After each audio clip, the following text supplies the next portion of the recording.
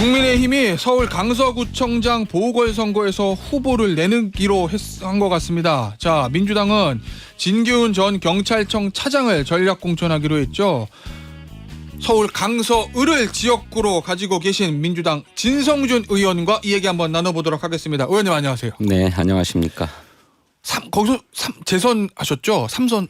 저는 초선을 비례대표로 했고 비례대표 하시고 강서 초선입니다. 예.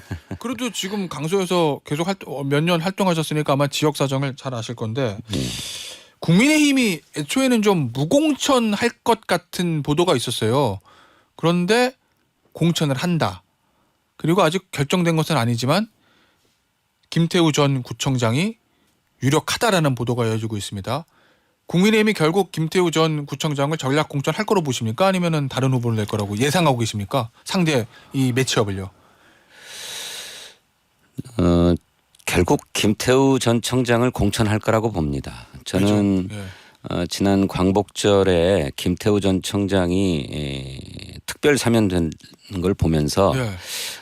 윤석열 대통령이 김태우 전 청장을 출마시키려 하는구나 이렇게 생각했습니다. 네. 국민의힘은 선거 지형이 너무 불리하고 또 명분도 마땅치 않기 때문에 공천하지 않는 방안을 검토한 것 같습니다.만 예. 결국 윤심에 거역하지 못하고 승복하는 모양새인 것 같아요. 근데 다만 그 당내에도 후보들이 있기 때문에 그냥 김태우 전 청장을 내려꽂는다기보다 경선 형식을 좀 취하지 않을까. 그래도 결국에는 김태우 전 구청장이 최종적으로 공천이 될 거다 이렇게 보시는 거예요. 그 보도에 보면 그 당에서도 내부적으로 여론조사를 하는데 김태우 전 청장이 가장 지지율이 높고 경쟁력이 있다고 나온다고 하지 않습니까? 그 국민의힘 여러 인사들이 공개적으로 그런 얘기를 하던데 결과적으로 어떻게 됐든지 간에 김태우 전 청장이 공천될 것이다 이렇게 봅니다. 그 민주당 같은 경우에는요. 처음에 이제 강서구청 보궐선거가 잡혔을 때 자천 타천에서 한 10명 정도 얘기들 나오고 그 지역에서 오래 활동하신 분들 이야기들 좀 나왔던 것 같은데 대중적인 인지도는 좀 떨어지더라도요. 그런데 이제 경찰청 차장을 지낸 진교훈 전 차장을 전략 공천. 사실 경찰청 차장 지냈으면 굉장히 거물급 경찰 고위직 출신이잖아요. 그 사람을 내년 총선도 아니고 구청장 보궐선거 전략 공천했거든요. 혹시 이게 김태우 전 구청장은 검찰 수사관 출신이고 일각에서는 이거 검경 대결 구도를 만드는 거 아니냐 이런 얘기도 하던데 김태우 전 구청장이 전략 공천될 거를 감안하고 경찰청 차장 출신을 전략 공천한 겁니까? 민주당에서? 그래서 언론에서 그렇게들 분석하고 이야기하는 거는 저도 보았습니다만 그런 정치적 구도 이런 거를 염두에 두고 전략 공천하는 것은 아닙니다. 기본적으로 선거에서 가장 중요한 것은 당선 가능성이죠. 그런 당선 가능성에서 진교훈 후보가 가장 앞선다는 판단이었을 것이고요. 두 번째로는 이번 보궐선거가 전 청장의 유죄 판결로 구청장직을 상실하면서 발생한 것이기 때문에 구청장 후보라면 청렴성이 제일 조건이어야 한다고 생각합니다.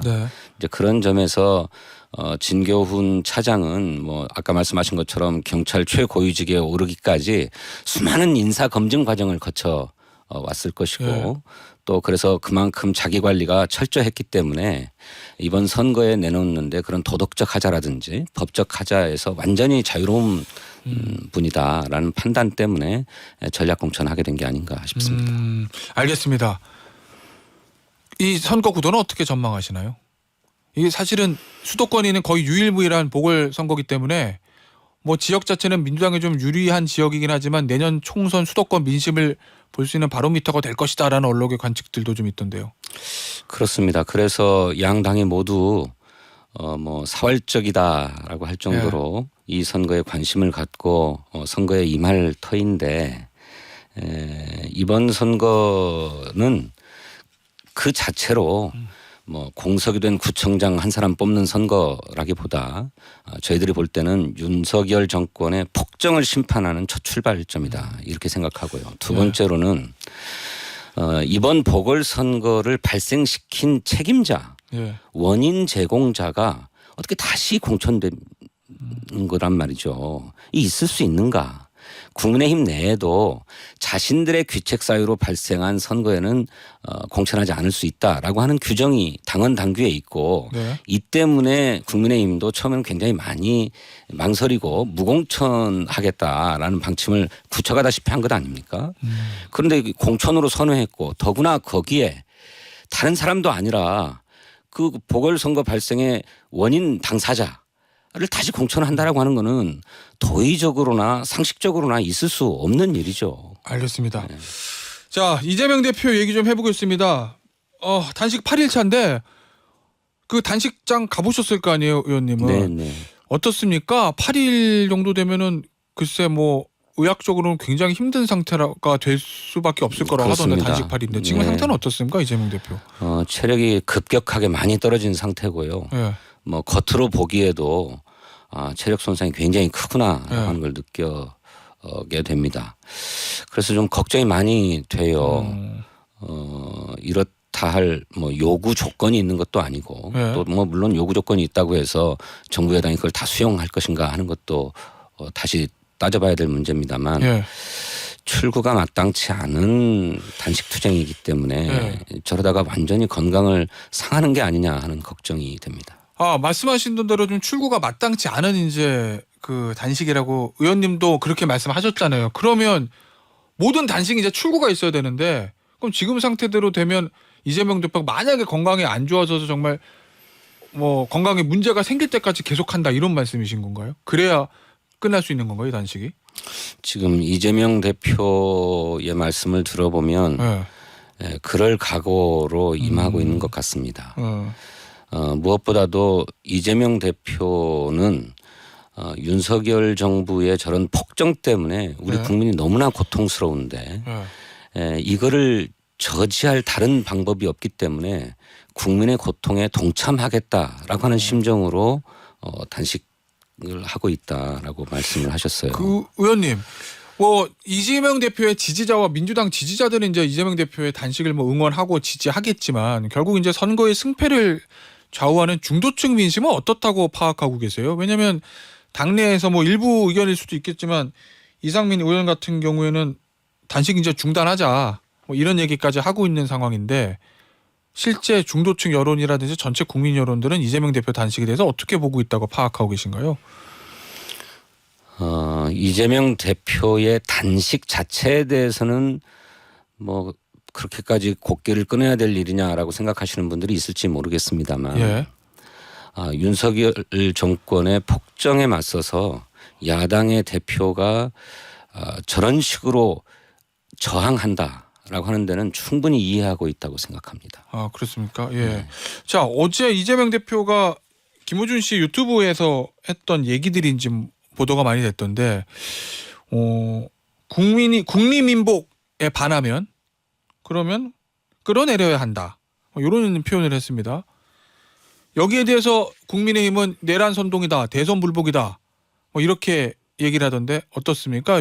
저 이재명 대표 이 발언은 원론적인 말씀 아닙니까? 우리 헌법에도 대통령이 헌법과 법률을 위반했을 때에는 탄핵할 수 있다고 되어 있습니다. 실제로 우리 국민은 지난 박근혜 대통령을 헌법과 법률을 위반했기 때문에 탄핵할 것을 요구했고 국회가 탄핵 소추를 의결하고 헌법재판소가 탄핵을 결정한 바 있습니다. 국리민복을 위하지 않고 국민의 뜻과 또 국민의 이익을 해치는 정권이 있다면 심판받는 것이고 그 심판의 절차를 우리 헌법이 규정하고 있습니다. 그러면 의원님 뭐 윤석열 정부가 이제 일을 잘못하고 국민의 뜻에 어긋나는 일을 하면 다음 선거에서 정권을 잃는 거는 뭐 당연한 어떤 수순인데 지금 윤석열 대통령이 탄핵이 될 정도의 어떤 헌법과 법률 위반이 있다고 보시나요, 의원님도?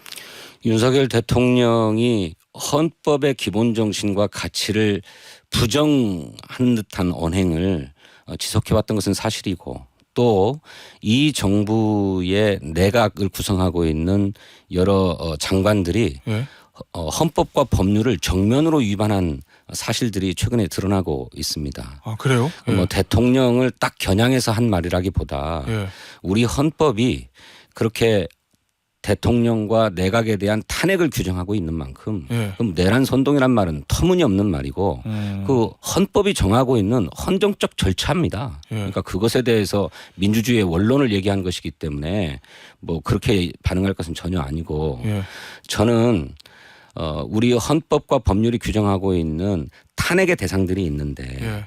헌법과 법률을 위반한 사람은 그 헌법과 법률에 따라서 얼마든지 탄핵될 수 있다. 예. 그것이 우리 헌법의 질서고 예. 민주주의의 기본이다. 예. 저는 그렇게 생각합니다. 그러니까 뭐 박근혜 전 대통령도 탄핵이 됐기 때문에 대한민국에서 이제 탄핵이 뭐 불가능한 건 아닌데 그러니까 어떤 구체적인 헌법 위반이나 법률 위반이 딱 명확하지 않는 상태에서 자꾸 이제 제1야당에서 대통령의 탄핵을 시사하는 듯한 발언이 나오면 국민들 입장에서 조금 이거 나라가 어떻게 되는 거지 하고 약간 불안할 수도 있을 것 같은데 뭐 탄핵을 하겠다는 것을 시사하는 것이 아니고 거듭 예. 말씀드리지만 원론적인 말씀을 드리는 것이고요. 원론적인 얘기요? 예. 다만 아까 말씀드렸던 것처럼 중대한 헌법 위반, 예. 중대한 법률 위반에 대해서는 저는 대통령이든 장관이든 예. 또는 무슨 검사나 판사든 예. 책임을 물을 일이 있으면 물어야 된다 이렇게 생각합니다. 뭐 그게 저희 헌법에 규정이 돼 있는 거긴 하죠. 그렇습니다. 예. 그러니까 제가 드리는 질문은 지금 그런 상황을 발견하셨냐는 그 얘기입니다. 지금 대통령에 대해서나 일부 장관에 대해서 탄핵이 될 정도의 중대한 헌법 법률 위반인지. 국방부 장관 고 최수근 상병 사망 사건과 관련해서 예. 국방부 장관이 법률에 어긋나게 수사에 개입하려고 하지 않았습니까? 예. 그런데 국방부 장관이 그렇게 해병대 수사단장을 항명죄로 엮어 넣으면서까지 예. 수사에 개입하고 수사의 내용을 변경하려고 하는 것이 예. 대통령의 경로 지시가 있었기 때문이 아니냐라고 하는 의혹까지 제기되고 있지 않습니까? 서른위원회 대정부 질문에서 하신 그 말씀하시는군요. 뭐 그 지적. 그 외에도 여러 가지 사례가 있긴 합니다만 이렇게 헌법과 법률을 정면으로 위반한 일이 발생하고 있습니다. 알겠습니다. 자, 의원님, 어제 이제 이재명 대표 그 유튜브 발언을 보면 이런 내용도 있어요. 만약 저들이 그러니까 국민의힘 얘기하는 거겠죠. 국민의힘이 내년 총선에 다수당이 되면 시스템과 문화체제, 법제도를 통째로 다 바꿔서 뭔가 장기 집권이나 무력에 의한 영구 집권을 꾀하는 게 아니냐 이런 생각이 든다. 요건 어떻게 이해해야 될까요? 예를 들면 뭐 총선에서 다수당이 돼서 법제도를 바꾸는 거야 뭐 다수당이니까 물리적으로 한다 치더라도 뭐 장기 집권이나 무력에 의한 영구 집권을 꾀한다. 이거는 어떻게 이해해야 되죠? 글쎄 그 말씀이 어떤 맥락인지 저는 예. 잘 모르지만 예. 지금 윤석열 정권은 법과 제도를 통해서 해야 될 일들을 예. 국회에서 의석이 모자라다는 이유로 시행령으로 다 바꾸고 있습니다. 일종의 시행령 정치 말씀하시는군요. 그 예. 대표적인 사례가 검찰과 경찰의 수사권 조정 문제 아닙니까? 예. 국회에서는 검찰이 직접 수사를 개시할 수 있는 범죄의 범위를 기존 6개에서 2개로 줄였는데 예. 시행령을 개정해가지고 예. 다시 수사 범위를 확대시켰어요. 그리고 그에 뒤이어서 보충 수사권을 이용해서 무제한적으로 수사를 할 수 있는 예. 수사 준칙 개정안도 입법 예고하고 있습니다. 법으로 안 되니까 그 밑에 시행령을 가지고 자기들의 의사를 관철하려고 한다면 예. 만일 국회에 다수당이 되면 법 제도 자체를 다 바꾸려고 할 게 아닌가. 그런데 그것이 민주주의 일반 원리에 부합하고 국민 민복을 위한 것이라면 따를 수밖에 없지요. 예. 그렇지만 그게 아니라 민주주의를 위협하고 뒤로 후퇴시키는 것이라고 한다면 왜 그런 무도한 짓을 하는가. 그야말로 검찰 독재의 장기 집권의 기반을 만들려고 할 게 아닌가라고 하는 의심을 하는 거다라는 거라고 생각합니다. 무력에 의한 영구 집권이란 이 무력은 입법 독주 뭐 이런 걸 말씀하시는 건가요? 글쎄요. 그게 뭐 네. 무슨 뭐 군사력 이런 것만을 뜻하는 것이겠습니까? 네. 공권력을 통한 뭐 영구 집권 이런 뜻이겠지요. 알겠습니다. 자, 지금 저 국민의힘에서는요. 이 뉴스타파 이 허위 보도 의혹 이걸 이제 강하게 공세를 펴고 있는데 민주당을 향해서 민주당이 개입됐을 것이다. 대선 조작이다. 이렇게 얘기하고 있지 않습니까? 민주당에서는 국면 전환용이다. 뭐 이렇게 맞벌을 놓는 것 같은데 어떻습니까? 어떻게 보고 계십니까? 이 사태. 국민의힘이 제기하는 민주당 개입 설이. 김만배 씨와 신앙림 기자 사이에 거래가 뭐 뭐가 있었는지 저는 잘 모르겠습니다만 예. 거기에 아무 근거 없이 민주당을 끼워 넣으려고 하고 있어요. 예. 민주당이 무엇을 어떻게 했다는 것입니까? 어제 김만배 씨가 석방되면서 가진 인터뷰를 잠깐 보니까 네. 사적 대화를 신앙림 씨가 녹음을 한 거고 그것을 자기의 동의 없이 그냥 일방적으로 보도케 했다. 예. 그것에 대해서는 자기가 신앙님에 대해서 따져 물을 바가 있다. 뭐 이런 취지의 얘기를 했던 것 같아요. 예. 김만배 본인도 그게 뭐 허위 인터뷰인지 뭔지 저는 모르겠습니다만 본인도 그것이 녹음되고 있다는 사실도 몰랐고 보도될 거라고도 예상 못했고 자신은 보도 당시에 구치소에 있었다고 얘기를 하는데 거기 어디 민주당이 개입했다는 겁니까? 오히려 네. 정치 정치 공작을 하려고 했다면 지난 작년 국정감사 재작년 국정감사 네, 과정에서 예. 무슨 조폭 돈 20억을 이재명 대표가 받았다느니 하는 예. 터무니없는 얘기를 면책 특권을 이용해서 국정감사장에서 떠든 것 이것이야말로 정치 공작 아닙니까? 알겠습니다. 그 국민의힘에서는 이 관련 인물들 언론인들요 검찰에 고발한다던데 여기에 대한 어떤 민주당의 대응은 있습니까? 민주당이 왜 대응해야 되는지는 잘 모르겠습니다. 예. 그들이 그렇게 허위 인터뷰를 무슨 목적으로 한 것이라고 한다면 그에 상응하는 처벌은 받아야 되겠죠. 아, 처벌은 받아야 된다. 네. 예. 알겠습니다. 오늘 인터뷰는 여기서 마무리하도록 하겠습니다. 지금까지 진성준 더불어민주당 의원이었습니다. 의원님 감사합니다. 네, 감사합니다.